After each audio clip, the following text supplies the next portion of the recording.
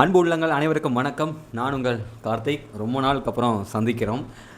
Election தேர்தலுக்காக நம்ம வேலை பார்த்து கொடுத்துருக்கோம். நாம் தமிழ் கட்சி சார்பாக நம்ம மக்களை சந்திச்சிருக்கோம், பிரச்சாரம் பண்ணியிருக்கோம். காணொலிகள் எல்லாமே பார்த்துருப்பீங்க. ரொம்ப நன்றி. எனக்கும் பிரச்சாரத்தில் பேச வாய்ப்பு கிடைச்சது. நானும் அந்த வாய்ப்பை பயன்படுத்தி கொண்டு நல்லா பேசினேன்னு நம்புகிறேன். நான் நல்லா பேசியிருக்கேன். இன்னொன்று வந்து பார்த்தீங்கன்னா, நிறைய நிகழ்வுகள் நடந்துருச்சு. ஓகேங்களா? இன்னும் ஒரு 5-6 தினங்களில் தேர்தல் முடிவு என்னங்கிறது தெரிஞ்சிடும். அது ரொம்ப ஆர்வமாக இருக்குங்க. 2021 தேர்தலும் சரி, 2024 தேர்தலும் சரி, இந்த அளவுக்கு நமக்கு ஒரு ஆர்வத்தை உருவாக்கலை. ஆனால் இந்த தேர்தல் மிகப்பெரிய அந்த தேர்தலுக்கான முடிவு வந்து மிகப்பெரிய ஒரு ஆர்வத்தை உருவாக்கியிருக்கு. நிறைய நிகழ்வுகள், நிறைய சுவாரஸ்யமான நிகழ்வுகள், நாட்டோட நடப்பு என்ன, மக்களோட வாழ்க்கை தரம் என்ன, மக்கள் எந்த அளவுக்கு ஓட்டை மதிக்கிறாங்க, மக்கள்கிட்ட அந்த ஓட்டுக்காக பணம் வாங்கக்கூடிய அந்த விதம் வந்து எந்த அளவுக்கு மக்கள் மனதை மாற்றுது அப்படிங்கிறத நம்ம நிறைய அனுபவங்கள், நிறைய நாட்களில் மக்களை சந்திக்கும் போது நம்மளால் அனுபவங்கள் மூலமாக நம்ம தெரிஞ்சுக்க மிகப்பெரிய ஒரு வாய்ப்பு கிடைச்சது. அதற்கு நாம் தமிழ் கட்சிக்கு நான் மிகப்பெரிய நன்றி சொல்லிக்கிறேன். களத்தில் என்னையும் செய்து பணி செய்த வைத்ததற்கு, என்னை அனுமதி கொடுத்ததற்கு, என்னை பேச வாய்ப்பு கொடுத்த இந்த திண்டுக்கல் தொகுதி வேட்பாளர் அக்கா முத்தரசர்களுக்கு இந்த காணொலி மூலமாக நான் நன்றி சொல்லிக்கிறேன். நாம் தமிழ் கட்சி பொறுப்பாளருக்கு நன்றி சொல்லிக்கிறேன்.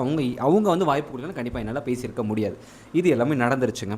நிறையா தேர்தல் முடிஞ்சதுக்கப்புறம் நிறைய முகசுளிக்கக்கூடிய நிகழ்வுகள் நடந்துச்சு, மனதை காயப்படுத்தக்கூடிய நிகழ்வுகள் நடந்தது, கோபம் வரக்கூடிய நிகழ்வுகள் நடந்தது, எத்தனையோ சொல்லிக்கிட்டே போகலாம். அதில் முதல் விஷயம் வந்து பார்த்திங்கன்னா, முதல் நிகழ்வு வந்து உண்மையிலே சொல்கிறோம், எப்படின்னா கோபத்தை தூண்டி பார்ப்பாங்களா அந்த மாதிரி ஒரு நிகழ்வு. என்னென்னா, தங்கை அனீஸ் ஃபாத்திமா கர்ப்பிணி பெண், 8 மாத கர்ப்பிணி பெண்ணை தாக்கியிருக்காங்க. திமுக கட்சி சேர்ந்த ஆதரவாளர்கள் இதுக்கு போராட்டம் பண்ணி மக்கள் முன்னாடியே அம்பலப்படுத்தினாலும் இன்னும் அதுக்கான நடவடிக்கை எதுவுமே எடுக்காத மாதிரி இருக்குது. ரொம்ப வருத்தம் தரக்கூடிய நிகழ்வு. தங்கைக்கு எதுவும் ஆயிடக்கூடாது. தங்கை வயிற்றில் கூடிய நம்ம தமிழ் தேசிய வருங்கால தமிழ் தேசியத்துக்கான அந்த குழந்தை, ஆண் குழந்தையோ பெண் குழந்தையோ, பெண் புலியோ ஆண் புலியோ ரொம்ப பாதுகாப்பாக ஆரோக்கியமாக பிறக்கணும். அண்ணன் அம்சத் அவர்களுக்கு ஆறுதல் சொல்லுவோம். அண்ணா கவலைப்படாதீங்க, நாங்கள் எல்லாருமே உங்கள் பக்கம் நிற்கிறோம். தங்கையை உங்கள் பக்கத்தில் நாங்கள் இருக்கிறோம், கவலைப்படாதீங்க, நம்பிக்கையாக இருங்க. அடுத்து இன்னொரு நிகழ்வு என்னென்னு பார்த்தீங்கன்னா, கொடியை வந்து அவமதிக்கிறது, புலிக்கொடியை அவமதிக்கிறது. தாவைக்கு சார்ந்த நபர்கள் தான் பின்னாடி பேக்ரவுண்ட் டிக்டாக் மூலமாக வீடியோ போட்டுட்டு நம்மளோட புலிக்கொடியை வந்து அவமானப்படுத்தியிருக்காங்க. அவங்க நினச்சிட்டாங்க புலிக்கொடிங்கிறது நாம் தமிழ் கட்சி கொடி. எப்படி தாவைக்கு அந்த கட்சி கொடி இருக்குமோ, அந்த 2 யானைகள் வாகைப்பூ நடுவில் இருக்க மாதிரி அந்த கொடிகள், அந்த கொடி வந்து எப்படி அவங்க கட்சி கொடியோ அதே மாதிரி இந்த புலிக்கொடி வந்து நாம் தமிழ் கட்சியோட கொடி நினச்சிட்டாங்க. இது நாம் தமிழ் கட்சி கொடி கிடையாது. இது வந்து தமிழகத்தோட அடையாளம், தமிழ் இனத்துக்கான அடையாளம். ஈழத்தில் பிரபாகரன் அண்ணன் மேதகு அவர் தூக்கி சுமந்த கொடி, கரிகால சோழன் தூக்கி சுமந்த கொடி. அப்படியே தலைமுறையாக பல ஆண்டுகள் கைமாற்றப்பட்டு, பல ஆண்டுகள் நிறைய கைகளில் இருந்து ஆட்சி செய்யப்பட்டு அதிகாரத்தை நோக்கிய ஒரு பாய்ச்சலுக்கு உண்டான ஒரு கொடி தான் அந்த புலிக்கொடி. இறுதி கட்டமாக நாம் தமிழ் கட்சி தமிழ் தேசிய கையில் அந்த கொடி இருக்குது. அப்பேற்பட்ட ஒரு மகத்தான புனிதமிக்க, நம்மளாம் பெரிதும் மதிக்கக்கூடிய, மாபெரும் அளவில் மதிக்கக்கூடிய அந்த கொடியை வந்து அவமானப்படுத்தியிருக்காங்க. அதற்காக அந்த தொகுதியை சேர்ந்த கட்சி பொறுப்பாளர்கள் எல்லாமே புகார் கொடுத்ததை நம்மளால் பார்க்க முடியுது. இந்த நிகழ்வுகள் நடந்தது. இதை நம்ம முழுமையாக கண்டிக்கிறோம். இது நடந்திருக்கவே கூடாது. அதுக்கப்புறம் வந்து பார்த்திங்கன்னா நிறைய நிகழ்வுகள். அப்புறம் வந்து பாரிசாலன் அவர்களோட காணொலி வந்து முழுமையான காணொலி பார்க்கல, சில கிளிப் மட்டும் பார்த்தேன். அதில் வந்து அண்ணன் பாரிசாலன் அவர்கள் வந்து ஒரு காணொலி ஒரு குறிப்பிட்ட ஆண்டுகளுக்கு முன்னாடி ஒரு காணொலியில் ஒரு பதிவு கொடுத்துருந்தார்.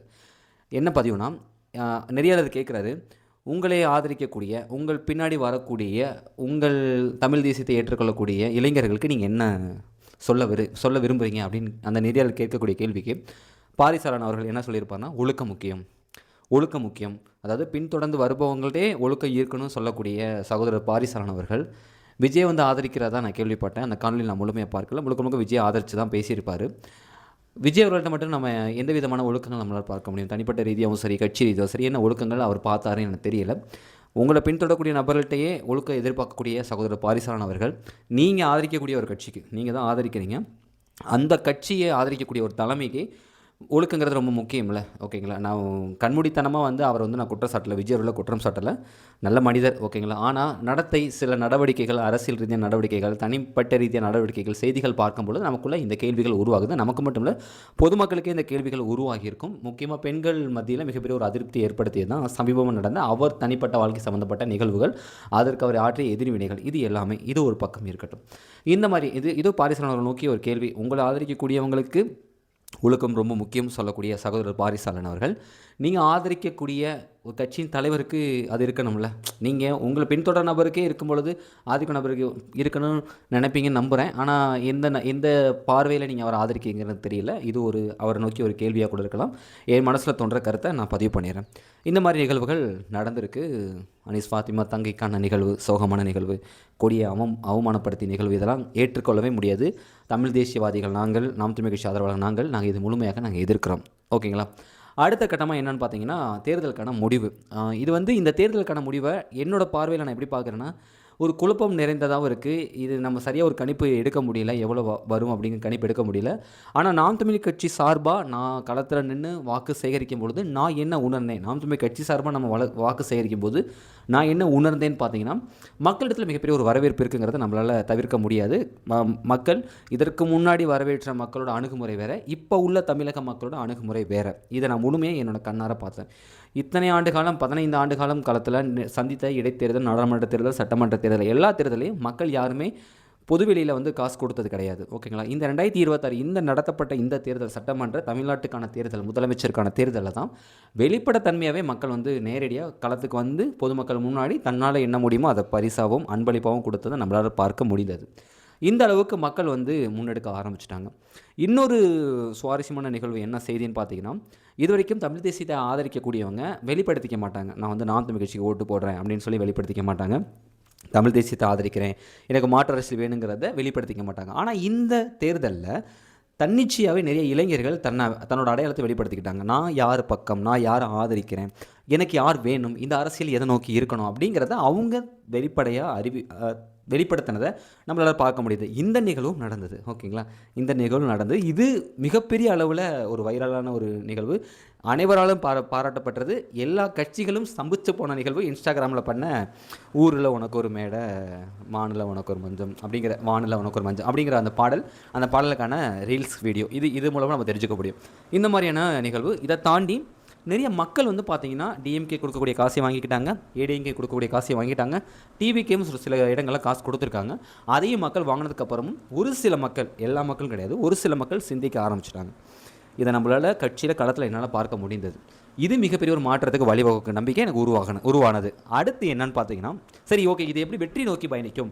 இந்த நீங்கள் கார்த்திக் நீ சொல்கிறதெல்லாம் கரெக்டாக, எல்லாமே கரெக்டு. இதை நானும் களத்தில் போராடினவங்க எல்லாருக்கும் தெரியும். இப்போ இதை நானும் பார்த்தேன்ப்பா, இது நான் எல்லாமே இருந்துச்சு. இது எப்படி நம்ம வெற்றியை தீர்மானிக்கும் அப்படின்னு நீங்கள் நிறைய கேள்விகள் உங்களுக்குள்ளே உருவாகும். அந்த கேள்விகளுக்கு என் பார்வையிலேருந்து நான் பதில் சொல்லணும்னா, கண்டிப்பாக இரட்டை இலக்கை நம்ம தொடுவோம். அதில் எந்த மாற்று கருத்தும் இல்லை. தமிழ் தேசியத்துக்கான ஒரு மிகப்பெரிய ஒரு பாய்ச்சல் இந்த தேர்தல் நமக்கு உருவாக்கி கொடுக்கும்.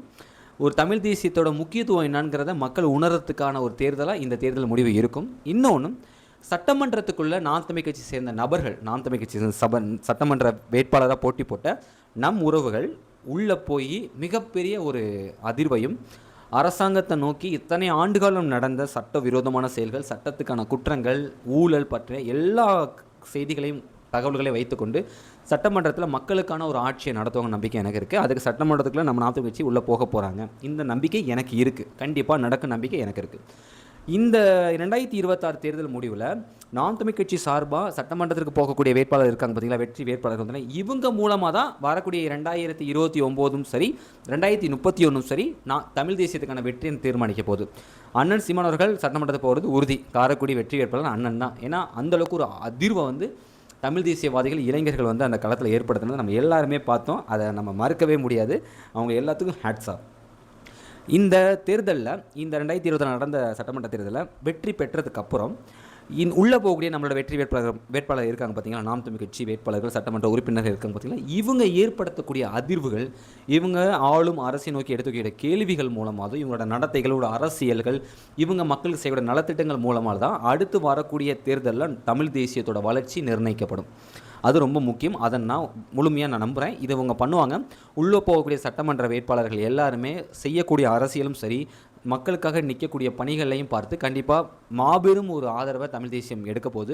மக்கள் முழுமையாக தமிழ் தேசியத்தை ஏற்க போகிறாங்க. வருகிற நாடாளுமன்ற தேர்தலும் சரி, சட்டமன்ற தேர்தலும் சரி, அடுத்து 2031 நான் சொல்கிறேன், ஆட்சி அரியணை ஏறத்துக்கான மிகப்பெரிய 100% வாய்ப்புகள் இருக்குங்கிற நம்பிக்கை எனக்கு இருக்குது. அந்த நம்பிக்கை நடக்கணும், அந்த நிகழ்வு நம்ம நடக்கணும், தமிழ் தேசியம் அரியணை ஏறணும் அப்படின்னா இந்த 2026 சட்டமன்ற தேர்தலில் வெற்றி பெற்று உள்ளே போன நமது சட்டமன்ற உறுப்பினர்கள், தமிழ் தேசியவாதிகள், நாம் தமிழ் கட்சி வேட்பாளர்கள் எல்லாருமே அவங்க அங்கே போய் என்ன பண்ண போகிறாங்களோ அதுதான் அடுத்து வரக்கூடிய தமிழ் தேசியத்துக்கான தலையெழுத்து தீர்மானிக்க போகுது. இது என்னுடைய பார்வை. இதை தாண்டி களத்தில் வந்து என்னால் நிறைய உணர்வுகளோட வெளிப்பாடு புரிஞ்சுக்க முடிந்தது. தமிழோட உணர்வுகள் எப்படி, மக்கள் தமிழை எப்படி பார்க்குறாங்க அப்படிங்கிறத புரிஞ்சுக்க முடிந்தது. நான் தமிழ் கட்சியை முக்கியமாக எப்படி பார்க்குறாங்க அப்படிங்கிறத என்னால் புரிஞ்சுக்க முடிந்தது. மிகப்பெரிய ஒரு வரவேற்புங்க. இன்னொன்று, கருத்து கணிப்பெல்லாம் தயவு செஞ்சு நம்பாதீங்க. கருத்து கணிப்பு எப்போவுமே அது வந்து ஒரு யூகம் தான், ஓகேங்களா? ஒரு யூகம் தான். அதை நம்ம களத்தில் அந்த கருத்து கணிப்பையும் சொல்லக்கூடிய கருத்துக்களையும் களத்தில் பார்க்கக்கூடிய உண்மையான நிகழ்வுக்கு சம்மந்தமே இல்லை, பொருத்தமே இல்லை. அதனால் நம்ம கருத்து கணிப்பை நம்ப வேணாம். நம்ம மே 4ஆம் தேதி வரக்கூடிய தேர்தலுக்கான முடிவை நம்ம பொது பார்த்து தெரிஞ்சுக்கலாம். அதற்கிடையில் நாம் தமிழ் கட்சிக்காரங்க, தமிழ் தேசியவாதிகள் யாருமே தயவு செஞ்சு கருத்து கணிப்பை வந்து அதுக்கு முக்கியத்துவம் கொடுக்க வேணாம். அது வந்து ஒரு கணிப்பு தான், அதிலே கருத்து கணிப்பு, அது ஒரு கணிப்பு தான். அது வந்து நிரந்தரம் கிடையாது, நிலையானது கிடையாது, அது மாறிக்கிட்டே இருக்கும். நாம் நேரடியாக முடிவுக்கான பாதையை நோக்கி அதில் நம்ம கவனம் செலுத்துவோம். வரக்கூடிய வெற்றி வந்து மிகப்பெரிய ஒரு வெற்றி. இந்த சட்டமன்ற தேர்தலில் வெற்றி பெற்று வேட்பாளராக சட்டமன்ற உறுப்பினராக போகக்கூடிய நாம் தமிழ் கட்சி உறவுகளுக்கு, அண்ணன் அக்கா தங்கைகளுக்கு நான் எடுத்து வைக்கக்கூடிய வேண்டுகோள் என்னன்னு பார்த்தீங்கன்னா, நீங்கள் வெற்றி பெற்று உள்ளே போய் அடுத்து நீங்கள் செய்யக்கூடிய ஒவ்வொரு அரசியல் நகர்வுகள், மக்களோட நலத்திட்டங்கள் சார்ந்த பிரச்சனைகளை சரி பண்ணுறது, சட்ட ஒழுங்கை பாதுகாக்கிறதுல தான் அடுத்த கட்ட தமிழ் தேசிய வளர்ச்சி இருக்குது. அது முழுக்க உங்கள் கையில் இருக்குது. அதை நீங்கள் செயல்படுத்தும் நம்பிக்கை எனக்கும் இருக்குது. பார்ப்போம். வெற்றிக்காக காத்து கொண்டிருக்கிறோம். அனீஸ் ஃபாத்திமா அவர்கள் ஆரோக்கியமாக மீண்டு வரணும். குழந்தைக்கு எந்த பிரச்சனையும் இருக்கக்கூடாது. குழந்தை ரொம்ப பாதுகாப்பாக இருக்கணும். குழந்தை ஆரோக்கியமாக இருக்கணும். கண்டிப்பாக இருக்கும். நான் கடவுளை முழுமையாக நம்புகிறேன். நான் வந்து கடவுள்கிட்ட வேண்டியிருக்கேன், சிவன்கிட்ட நான் வேண்டியிருக்கேன். கண்டிப்பாக நல்லது நடக்கும். நீங்கள் அம்சத்தண்ணன் அவர்கள் பயப்பட வேண்டாம். அனீஸ் ஃபாத்திமா நீங்கள் தைரியமாக இருங்க, குழந்தை நல்லபடியாக பிறக்கும், ஓகேங்களா? அடுத்து வந்து பார்த்திங்கன்னா, இந்த புலிக்கொடியை அவமானப்படுத்தினது சின்ன பசங்கங்க. அவங்க கட்சி கொடியை அவங்களால பாதுகாக்க தெரியாது. அதனால் நம்ம இவங்ககிட்ட போயிட்டு நம்மளோட புலிக்கொடி அருமையை பற்றி பேசினாலும் அவங்க காது கொடுத்து வாங்க மாட்டாங்க. அவங்க அந்த கேட்குற இடத்துலையும் இல்லை, ஓகேங்களா? இன்னும் அந்த இடத்துக்கு வரதுக்கு பல ஆண்டுகள் ஆகும். நம்ம அவங்களுக்கு புத்திமதி சொல்கிற நேரத்தில் இன்னும் நம்ம 4 பேருக்கு தமிழ் தேசியத்தை சொல்லிக் கொடுக்கலாம். இதுதான் என்னோட தனிப்பட்ட வேண்டுகோள். காலம் பதில் சொல்லும், ஓகேங்களா? ஏன்னா உண்மையான உழைப்புக்கு ஒரு ஊதியம் வேணும்ல, அதை காலம் கொடுக்கும்ல, அந்த நம்பிக்கை எனக்கு இருக்குது. உண்மையான உழைப்பை நான் நம்புவேன், உழைப்புக்கான ஊதியத்தையும் நான் நம்புகிற ஆள். உண்மையான உழைப்பை தமிழ் தேசியவாதிகளும் நாம் தமிழ் கட்சி பிள்ளைகளும் எல்லாருமே போட்டோம். அந்த உழைப்புக்கான ஊதியம் காலம் நம்ம கொடுக்கணும்ல, அந்த காலம் நமக்கு கொடுக்கும், ஓகேங்களா? அதுக்காக நம்ம காத்திருக்கலாம், எந்த தப்புமே இல்லை. வெற்றி எழுதப்பட்டாச்சு. இப்போது நாளைக்கே நாளைக்கு மட்டும் தான் தெரில. வெற்றி நமக்கான வெற்றி தான். நீங்கள் தைரியமாக இருங்க. மே 4ஆம் தேதி வரக்கூடிய தேர்தல் முடிவு முழுக்க தமிழ் தேசியத்தை அடுத்த கட்டத்துக்கு கொண்டு போகக்கூடிய ஒரு முடிவாக தான் இருக்குது நம்பிக்கை எனக்கு இருக்குது. நீங்கள் எந்த மாதிரி இந்த தேர்தலை பார்க்கக்கூடிய பார்வையில் நீங்கள் எந்த மாதிரி இந்த தேர்தலோட களங்கள் நிலவரங்கள் எப்படி இருந்ததுங்கிறத உங்களோட அனுபவங்கள் அனைத்தையுமே கீழே உள்ள கமெண்ட் பாக்ஸில் பதிவு பண்ணுங்கள். மீண்டும் இன்னொரு காணொளியிடம் உங்களை சந்திக்கும் வரை உங்களிடம் விடைபெறுவது உங்கள் கார்த்திக். வாழ்க தமிழ். சந்திக்கலாம்.